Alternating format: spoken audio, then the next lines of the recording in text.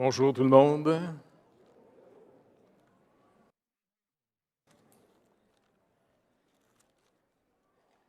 On va continuer dans la première lettre de Jean. Merci Gabriel et Emmanuel, Félix, pour les prédications que vous avez amenées.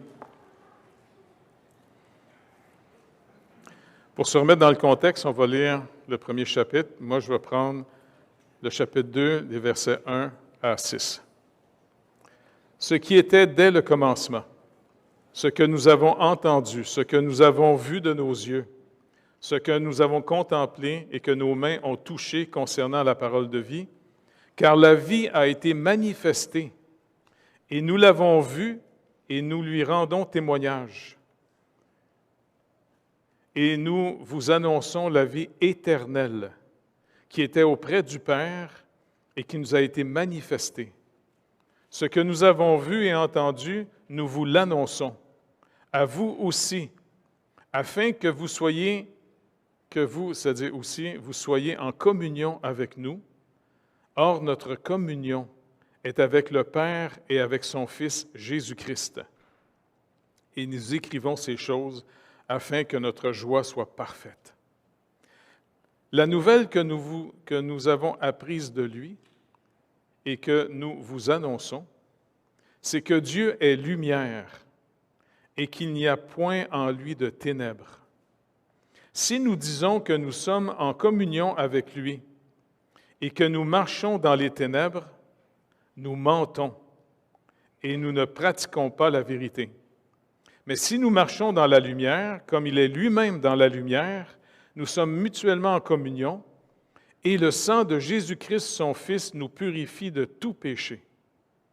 Si nous disons que nous n'avons pas de péché, nous nous séduisons nous-mêmes, et la vérité n'est point en nous. Si nous confessons nos péchés, il est fidèle et juste pour nous les pardonner et pour nous purifier de toute iniquité. Si nous disons que nous n'avons pas péché, nous le faisons menteur, et sa parole n'est point en nous. Petits enfants, je vous écris ces choses afin que vous ne péchiez point.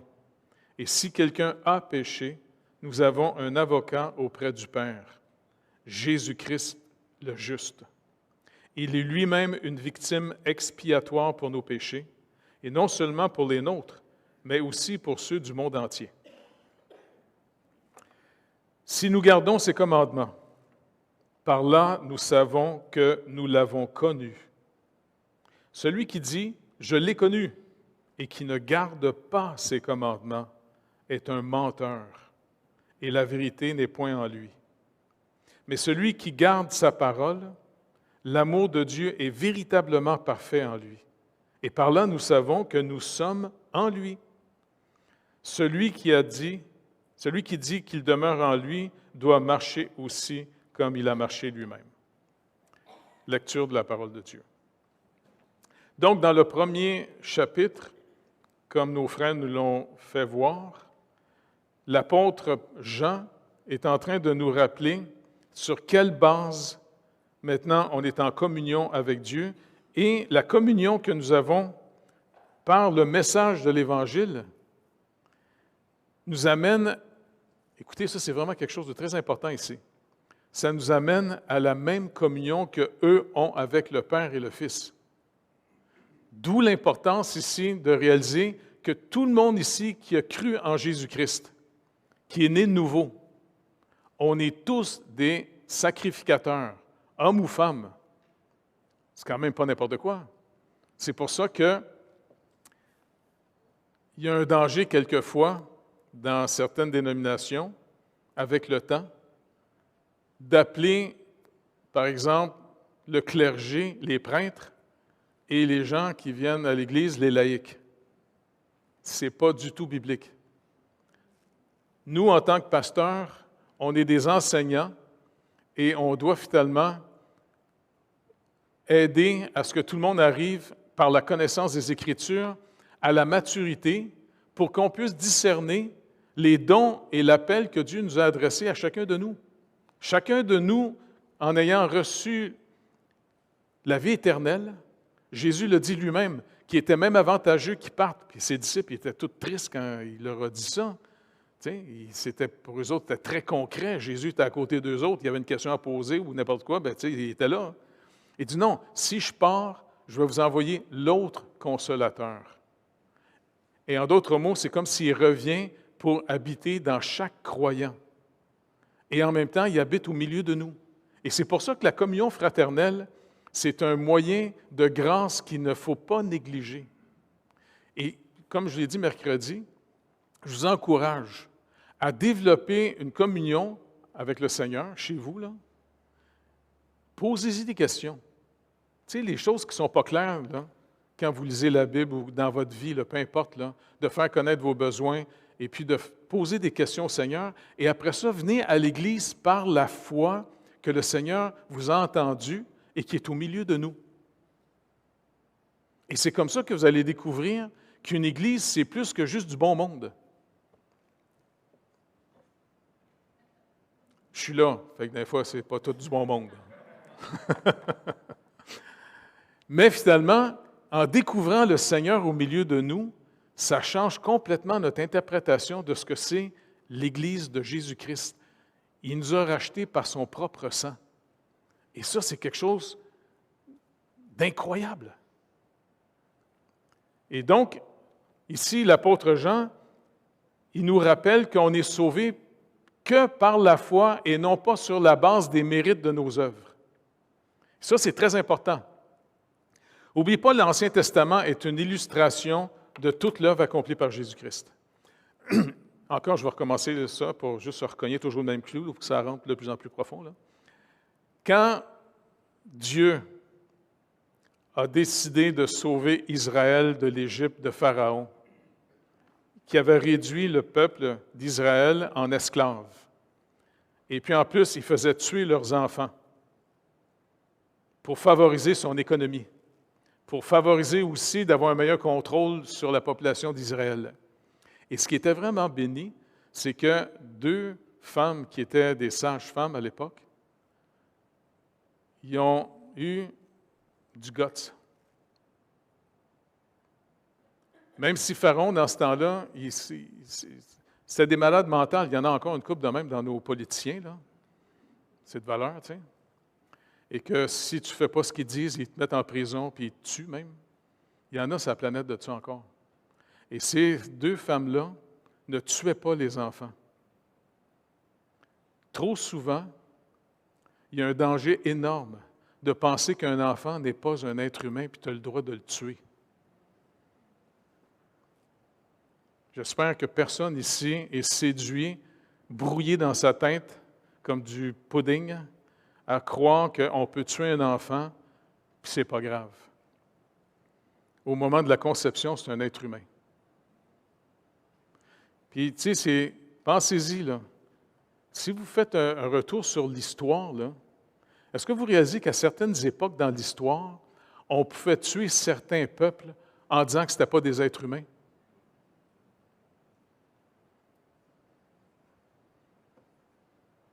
Est-ce que vous réalisez ça? Puis quand on a amené finalement des Africains, qu'il y a un roi africain au Bénin, ceux qui sont venus au Bénin, là, on a visité finalement le grand centre où est-ce qu'ils mettaient les prisonniers et ils vendaient ça aux Européens. Mais en passant, c'était un roi africain qui conquérait finalement des villages, il détruisait les villages et puis il prenait ces gens-là comme étant de la marchandise à vendre aux Blancs. Et puis après ça, finalement, on les amenait. Et quand sont arrivés en Amérique, les Noirs, là, est-ce que vous réalisez que vous n'aviez aucune protection légale? Et ça a pris un groupe de Noirs qui a dû travailler pour prouver que vous étiez des êtres humains. Aux États-Unis, un peuple qui, en plus, qui se déclarait chrétien. Faites attention aux gens qui disent qu'ils sont chrétiens, mais qui vivent comme des gros cochons. Parce que c'est l'expression de Pierre, ce n'est pas la mienne. Pierre dit un cochon, ça va se rouler dans... Oui. Et puis, ça peut être des chiens sales. Des chiens, ça mange que ça vomit. Ce n'est pas mon expression, c'est biblique. Je suis content que Pierre l'ait écrit dans sa lettre. C'est la parole de Dieu. Fait que soyez pas des cochons ou des chiens sales. OK? Et soyons plutôt inspirés de beaux modèles. Ces deux femmes-là ont préféré ne pas obéir au Pharaon. Et puis quand il les surprenait qu'ils avaient accouché, ils disaient non, c'est parce que contrairement à vos femmes égyptiennes qui sont des faiblettes, là, tu sais, ben, quand nous autres, on arrive finalement chez les Israéliennes, eh bien, ils ont déjà accouché l'enfant. Et puis, tu sais, c'est tout réglé. Et puis, le Seigneur a honoré ces femmes-là. Je veux juste qu'on s'encourage entre nous autres, là, que notre manière qu'on vit avec le Seigneur maintenant dans notre vraie vie, ça compte devant le Seigneur. Pensez pas qu'il y a certaines personnes qui pensent que, vu qu'ils sont sous la grâce, ils ne sont plus sous la loi, ils peuvent vivre comme des cochons et des chiens sales. Non, Dieu n'aime pas les cochons. En Israël, tu n'avais pas le droit de manger du jambon. Tu n'avais pas le droit de manger du cochon. Puis un chien, en passant, pour ceux qui ne sont pas au courant, si jamais vous avez faim, tuez pas un chien pour manger un chien, parce que ce n'est pas une bonne nourriture, de la viande de chien. Mangez plutôt son docteur Ballard à place dans la canne. Donc, finalement, l'apôtre Jean est en train de nous montrer ici, faites attention à ceux qui prétendent par leur bouche qu'ils sont des chrétiens, mais qui vivent dans les ténèbres. Quiconque a connu le Seigneur a reçu finalement, quand le Seigneur nous touche et que l'Évangile nous atteint, il nous accorde deux choses pour qu'on devienne une nouvelle création.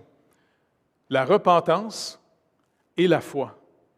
Et la repentance, je vais essayer de vous expliquer clairement. La repentance, c'est pas, malheureusement dans certaines versions, des fois on a traduit par pénitence, comme si on payait. Non. La repentance, ce n'est pas la pénitence. Ça vient d'un mot grec, métanoïa. Métan, c'est changement, et de nous, c'est perception, entendement. Dieu nous accorde maintenant, un peu comme tu nous as fait chanter, là, tu sais, de voir dans sa lumière, de voir notre nature dans sa lumière, de voir comment Dieu nous a aimés. Dieu a aimé des perdus. Tant qu'on ne voit pas qu'on est perdu, qu'on n'atteint pas du tout les exigences de Dieu, qui sont simplement résumées dans les 10 commandements, prenez juste le premier commandement, le premier et le dernier commandement. Juste ces deux commandements-là disqualifient quasiment tout le monde. Le premier commandement, c'est tu vas aimer Dieu de toute ton âme, de toute ta force, de toute ta capacité, lui seul que tu vas servir. Ça veut dire d'aimer Dieu au détriment de notre propre vie, car Jésus-Christ, quand il est venu, il a aimé son Père, il a aimé Dieu, au point de lui obéir jusqu'à la mort de la croix. Il aimait plus Dieu qu'il aimait sa propre vie. Mais nous, depuis qu'on a mangé finalement l'arbre défendu et qu'on est sous la puissance des ténèbres, Satan, c'est un menteur, puis il a une obsession. C'est un obsédé narcissique. Il tripe sur lui-même, il veut se prendre pour un Dieu. Et qu'est-ce qu'il a dit aux êtres humains? Dieu vous empêchait de manger de ce fruit pour vous empêcher d'être libre de lui. Si vous mangez de ce fruit, vous allez devenir comme Dieu. Vous allez être capable par vous-même de connaître le bien et le mal. Et c'est comme ça qu'il nous a fait tomber. Et depuis ce temps-là, quand le Seigneur sauve quelqu'un, la vraie sanctification, ce n'est pas de l'hypermoralisme. La vraie sanctification, c'est d'être affranchi de vouloir devenir des petits dieux, des gens de petites vedettes. Et nous libérer au point qu'on prend plaisir, pas à dominer, mais carrément avec tous les moyens que Dieu va nous donner, comment on peut aider, comment on peut servir. C'est vraiment une liberté qu'on peut découvrir et recevoir qu'en Jésus-Christ.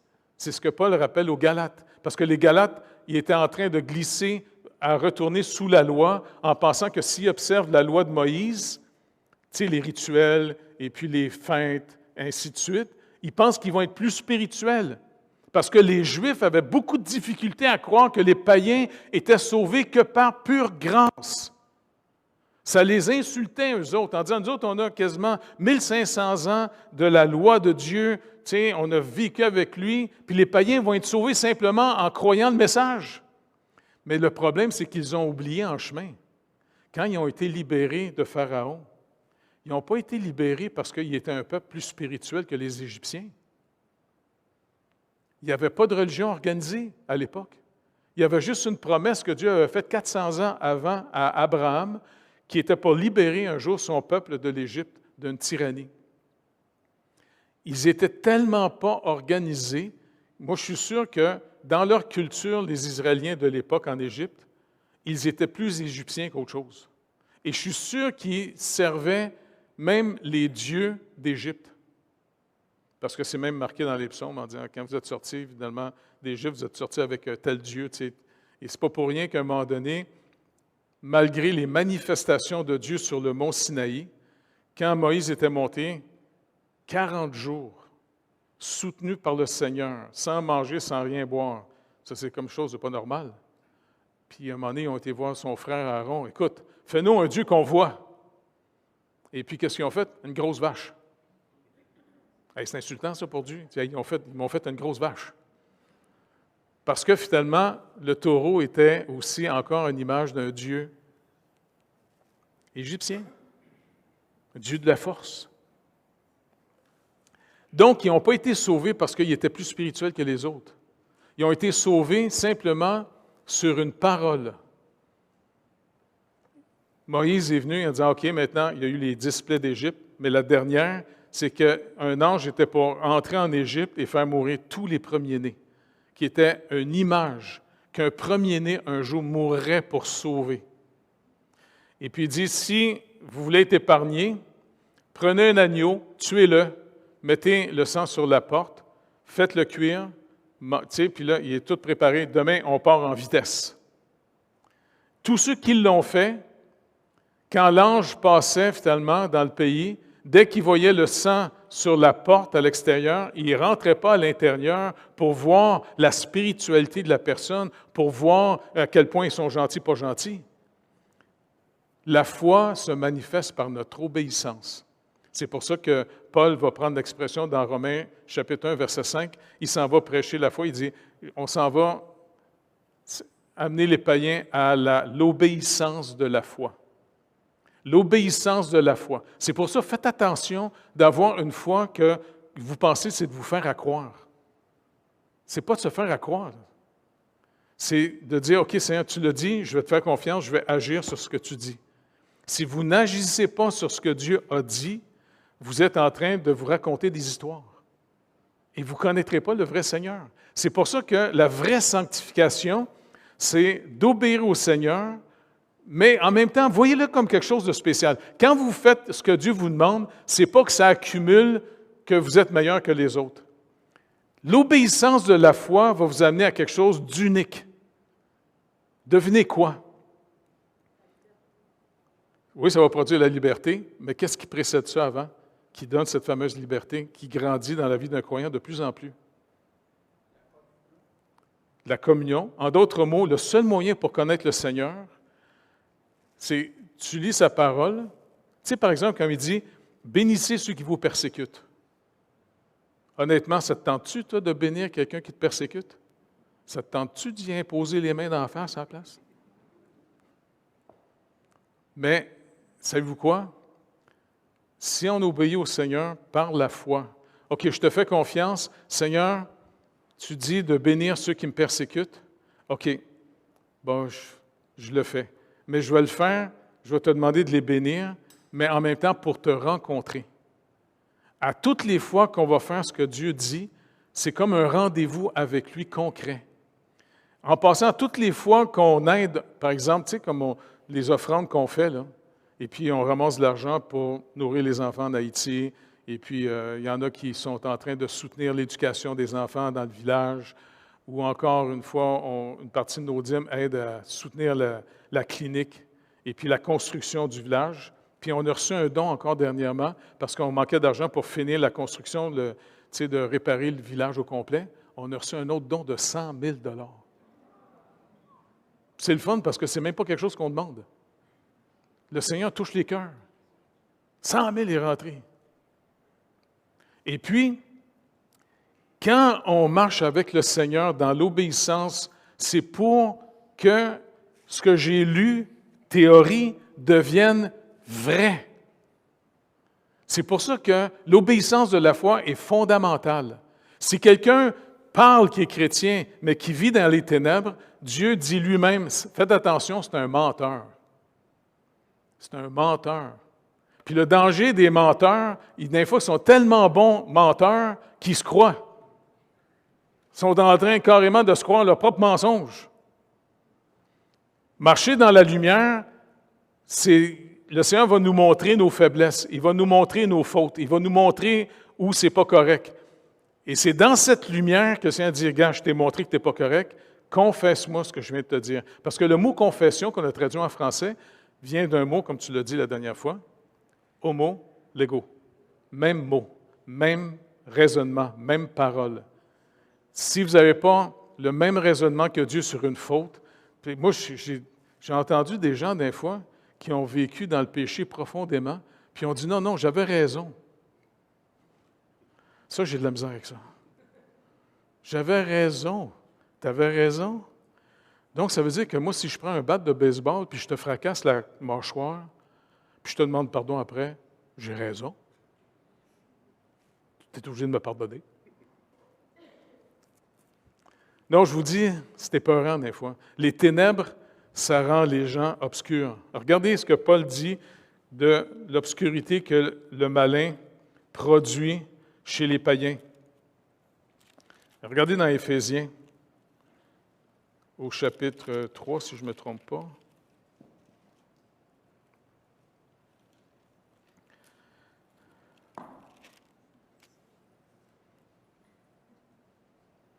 Il parle de comment le malin peut pervertir notre perception. Il dit autrefois, chapitre 5, verset 8, « Autrefois, vous étiez ténèbres, et maintenant, vous êtes lumière dans le Seigneur. Marchez comme des enfants de lumière. » Là, c'est en contraste avec, au chapitre 2, verset 3, qui dit finalement, « Nous tous aussi, nous étions de leur nombre. Nous vivions autrefois selon les convoitises de notre chair, accomplissant les volontés de la chair et de nos pensées, et nous étions par nature des enfants de colère, comme les autres. Mais Dieu, qui est riche en miséricorde, à cause du grand amour dont il nous a aimés, nous qui étions morts par nos offenses, nous a rendus à la vie avec Christ. C'est par grâce que vous êtes sauvés. » Donc, c'est vraiment quelque chose qui est fantastique, qui est rassurant. Donc, je nous encourage tous ensemble, dès que vous arrivez devant une épreuve, vous avez le choix d'obéir au Seigneur face à l'épreuve, ou bien de faire votre ancienne manière de faire selon la chair ou selon le monde. Et si vous vivez dans les ténèbres, si vous continuez à marcher non pas dans la lumière qui vient de sa parole, vous ne connaîtrez pas le Seigneur. Et le but d'avoir cru en Christ, c'est de nous accorder la vie éternelle. Et dans Jean 17, Jésus nous dit, c'est quoi la définition de la vie éternelle ici, maintenant? Dans Jean 17, il dit, la vie éternelle, c'est qu'ils te connaissent, toi, le seul vrai Dieu et celui que tu as envoyé, Jésus-Christ. C'est le seul moyen. Il faut y faire confiance pour obéir, même si ça va contre nos sentiments. Pas vrai? C'est pour ça que Jésus a dit, si quelqu'un veut me suivre, une des conditions, c'est quoi? Pardon? OK, il se charge de sa croix, mais une autre chose plus importante encore. Comment? Il faut qu'il se renie. Apprenons à se renier. En d'autres mots, quand tu as un sentiment de péter à la gueule à quelqu'un, tu sais, puis tu as toutes les raisons de le faire, puis ça dit non, prie que je le bénisse.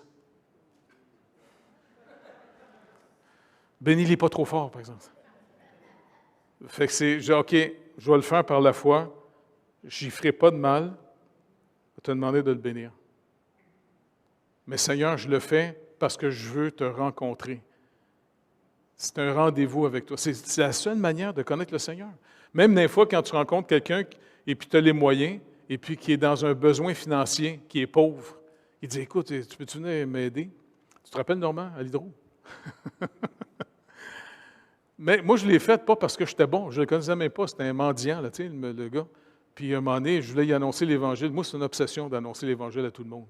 Parce que c'est le seul moyen, par ce message-là, si tu mets la foi à ce message-là, comme en Égypte, si tu oses croire et t'obéir à ce message-là, tu vas être sauvé.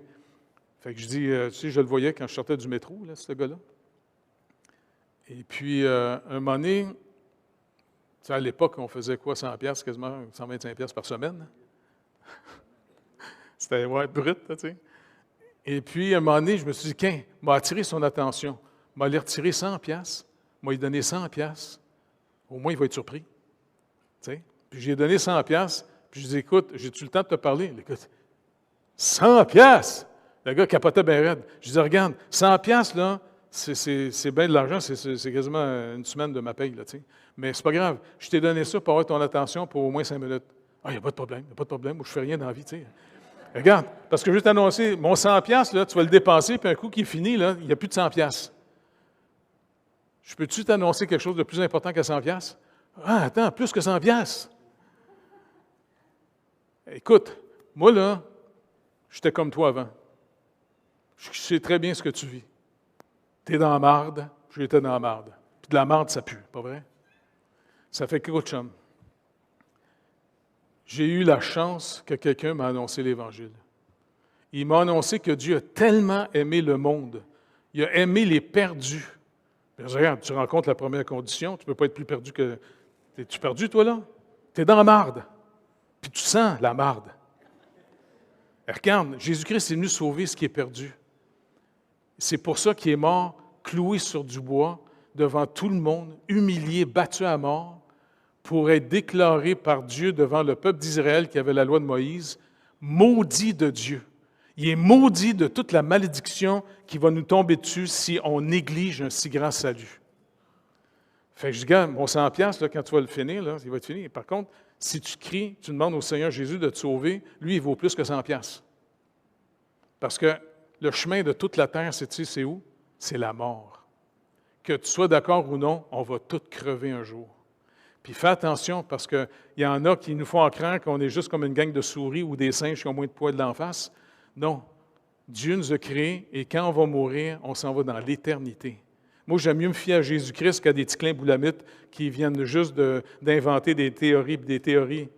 Jésus-Christ est venu pour nous dire qu'il est venu nous délivrer d'une nuit de ténèbres éternelles.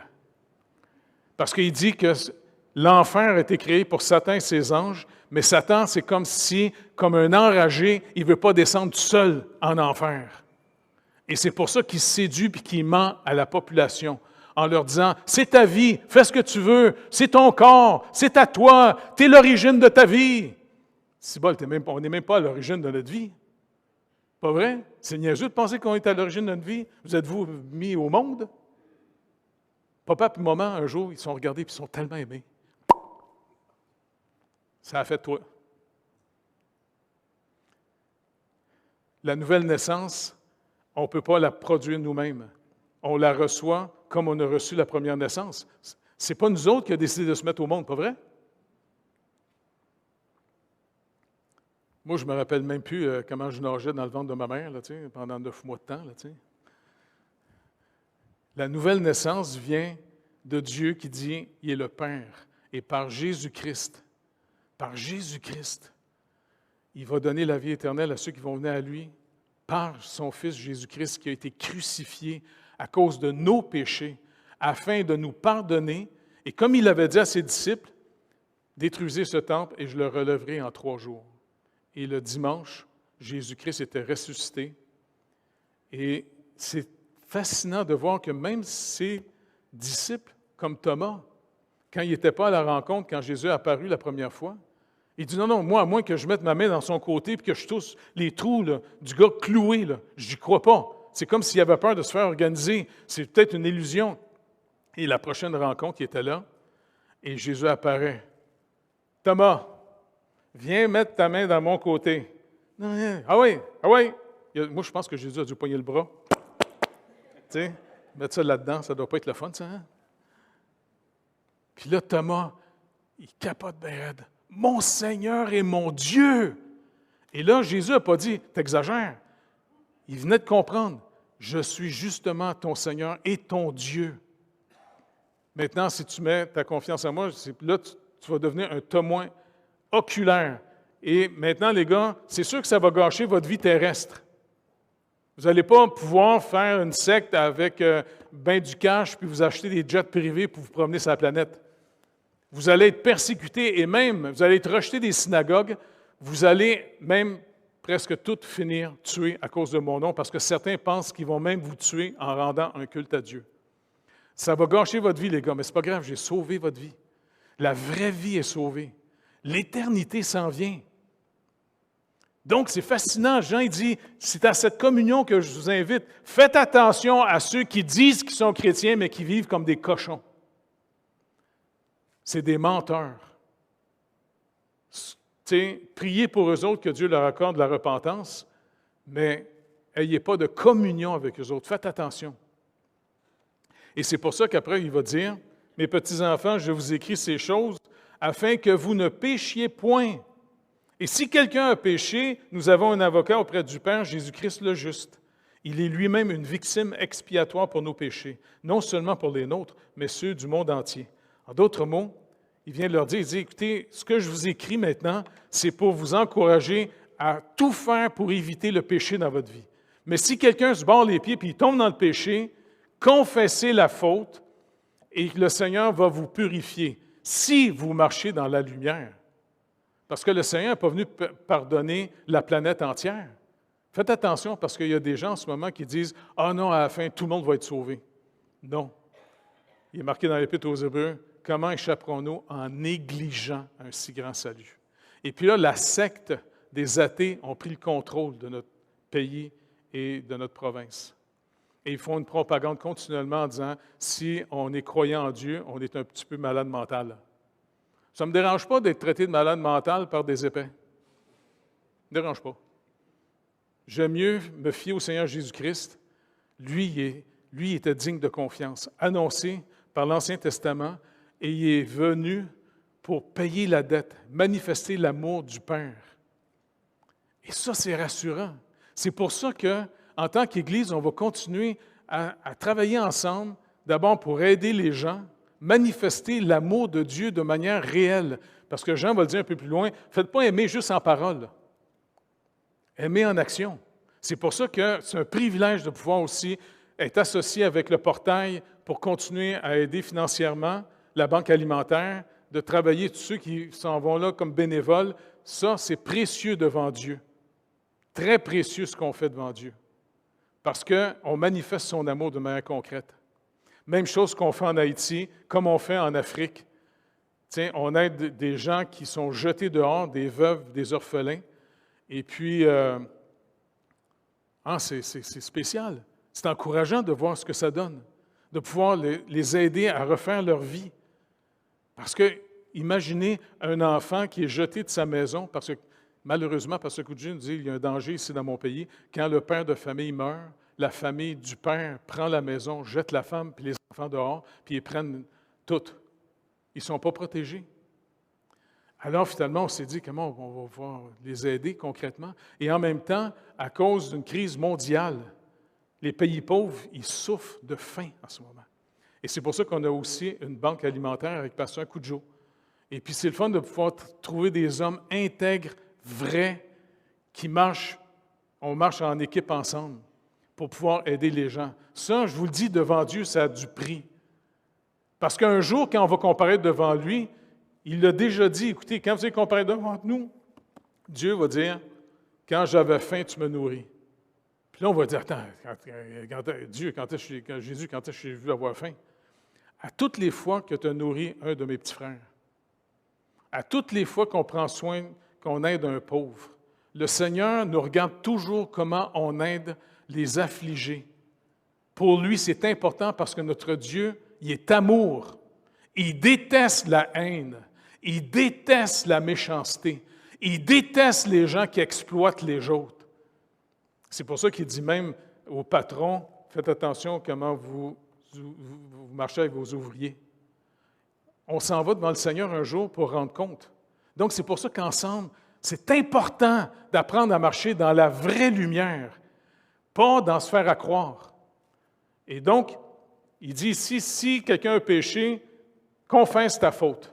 Abandonne ton péché, parce que pécher, c'est pas compliqué, c'est retourner à une ancienne idole de ce monde. Et puis le Seigneur dit non, abandonne ça. Oui, mais Seigneur, ça va être vide. Parce qu'il y a des gens, finalement, qui sont devenus souvent des comment on va dire ça en anglais, c'est des addicts. Comment on dit ça? Des comment? Des dépendants, merci. Des dépendants.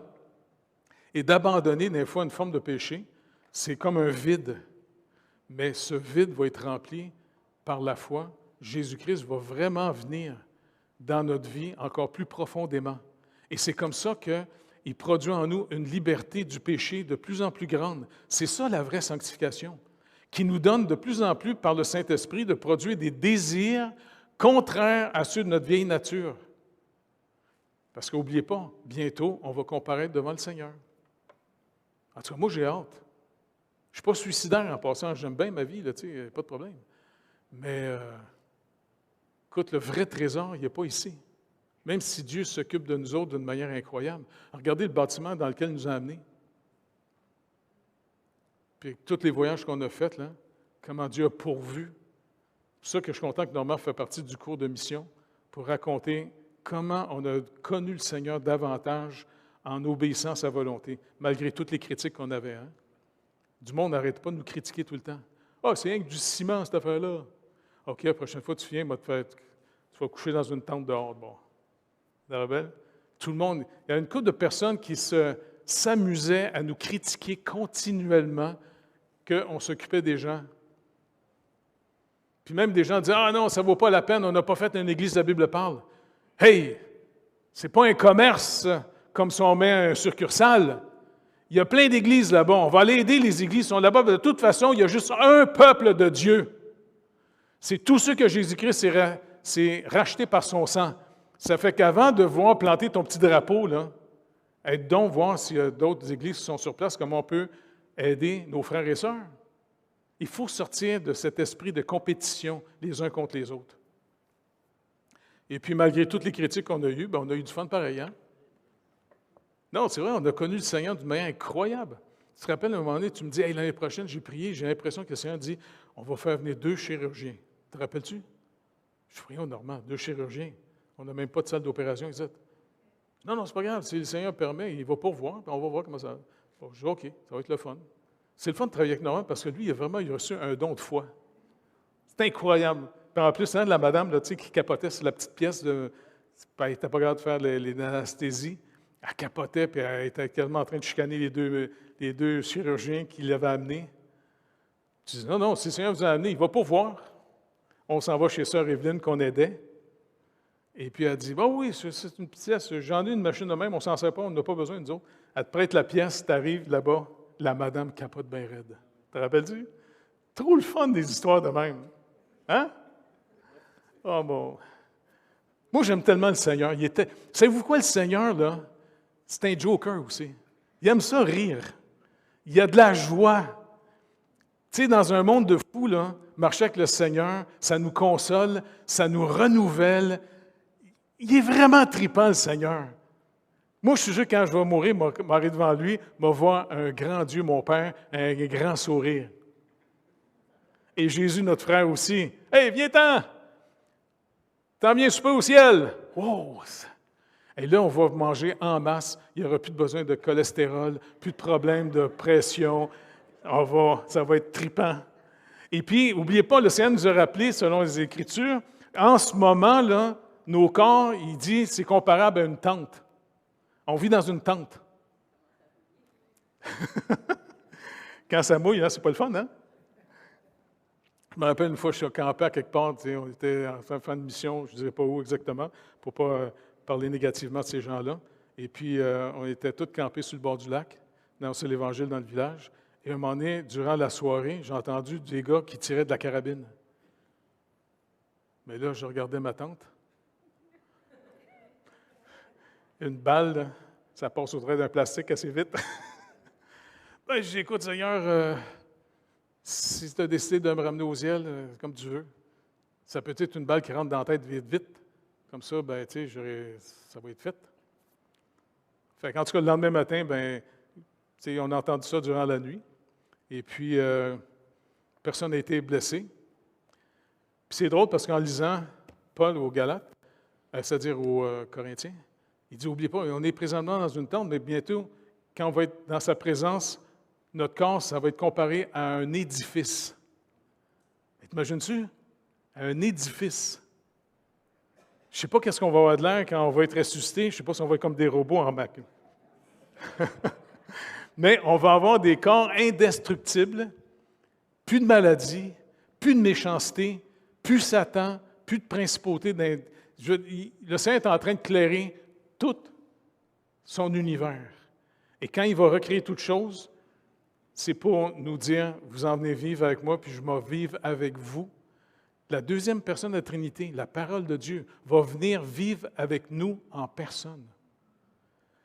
Est-ce que vous réalisez? Jésus-Christ va venir vivre avec nous autres sur la nouvelle terre, de nouveaux cieux. Et tout le monde va être rempli du Saint-Esprit et on va tous être en communion avec son Père. Et puis, je ne sais pas qu'est-ce qu'on va faire. On va pouvoir, explorer l'univers. On va avoir du temps, l'éternité. On est tous à un battement de cœur d'y aller, là. Fait que c'est pour ça, ensemble, encourageons-nous à marcher dans la lumière, pas dans les ténèbres.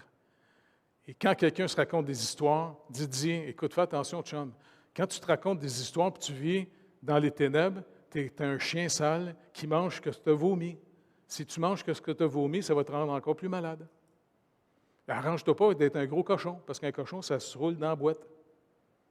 Le Seigneur dit qu'on est des brebis. Une brebis, ça n'aime pas être sale. Et donc, si tu aimes ça, manger ce que tu as vomi, si tu aimes ça, vivre dans la méchanceté, si tu aimes ça, vivre dans le mensonge, si tu aimes ça, vivre dans la manipulation, dis-toi une chose. Es-tu sûr que tu es né de nouveau? Fais attention, parce que tu peux être juste religieux. Il n'y a rien de plus dangereux sur terre que le mensonge de la religion. C'est pour ça que Jean va vraiment mettre ça clair ici. Si vous êtes vraiment dans la lumière, comme il l'a dit, eh bien, vous allez marcher comme lui-même a marché. Donc, regardons comment on vit. Comment on vit, dit clairement, comme Jean, c'est-à-dire Paul va le dire aux Corinthiens, il dit, évaluez, éprouvez-vous pour voir si vous êtes véritablement dans la foi. Faites attention de ne pas vous faire croire des histoires. Êtes-vous dans la foi? Est-ce que vous marchez vraiment avec Dieu? Le seul moyen de développer cette communion avec lui, c'est d'obéir, l'obéissance de la foi. Et se renier, porter notre croix, à toutes les fois qu'il va faire la lumière sur nous, on va reconnaître, OK, tu as raison, Seigneur, je te confesse ma faute, je l'abandonne, je m'attends à toi. Et c'est comme ça que notre sanctification n'est pas juste de l'hypermoralisme comme un pharisien, c'est plutôt de le connaître de mieux en mieux, ce qui nous affranchit de plus en plus de ce que le monde propose pour maintenant marcher dans ce que Dieu propose. Fait que, on va arrêter là. Ça va? Vous n'êtes pas trop tourmentés? Ça va? On remet ça au Seigneur. Fait que Seigneur, tu nous as montré, au travers de notre vie avec toi, que quand on te parle au nom de Jésus-Christ, parce que Jésus-Christ, ton Fils, que tu avais prévu avant la fondation du monde, qui était pour venir payer notre dette, Seigneur, il t'a obéi malgré son angoisse. Seigneur, tu as décrit ton Fils dans le jardin qui, en suant des grammeaux de sang, Seigneur, il était tourmenté. C'était l'horreur d'être battu, méprisé, cloué sur du bois pour que toi, Père, à cause de nous, il payait notre dette, à cause de nous, tu as été obligé de le déclarer, l'humilier devant tout le monde, il fait porter notre honte. tu l'as déclaré publiquement, maudit de ta justice, afin que nous, aujourd'hui, tu nous délivres de la colère de ta justice qui s'en vient sur ce monde. Seigneur, je te remercie énormément pour cet amour qui est totalement incompréhensible. Et même Jésus t'avait dit, je suis sûr que ça a dû te briser le cœur, Père. C'est ton Fils bien-aimé, quand il te dit, mon Dieu, pourquoi m'as-tu abandonné? Seigneur, merci de payer cher pour nous racheter. S'il vous plaît, on ne veut pas traîner ton nom, Seigneur Jésus, dans la boue. On veut au contraire avoir un comportement de vie qui glorifie ton nom, Seigneur Jésus.